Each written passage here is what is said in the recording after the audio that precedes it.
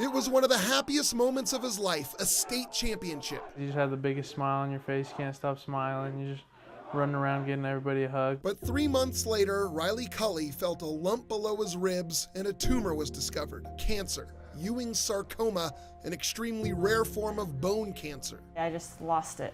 I was standing in the hallway and everyone in the waiting room could hear me, and I wouldn't even define it as crying. It was more like weeping and wailing or something. 17 years old, and instead of going to Dixie State on a football scholarship, Riley was now going to have to undergo weekly chemotherapy treatments for an entire year. But rather than feeling defeated, Riley was as positive as ever. Just thinking about it and thinking, why does this have to happen to me?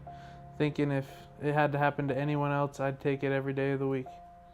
Just knowing they didn't have to have it, I'd take it every day of the week. Word spread quickly at Bingham, and his teammates couldn't believe the news. I still can't. Like, people say like he could die, and I'm like, no. I just say future cancer survivor. After the initial shock, the reaction of the football team was, how can we help?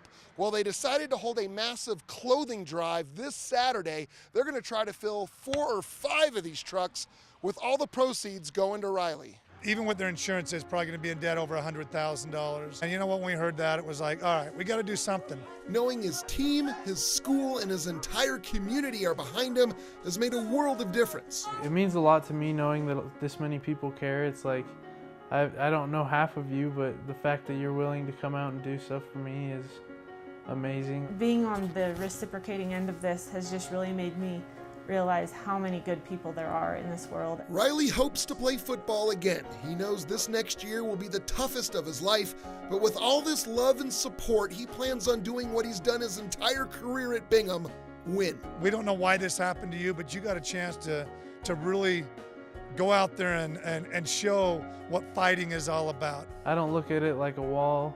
I don't look at it as something that's going to stop me. It's a small bump that I'm just going to jump over. I mean, I never once have doubt in my mind that I wasn't going to beat this thing. Dana Green, good for Utah.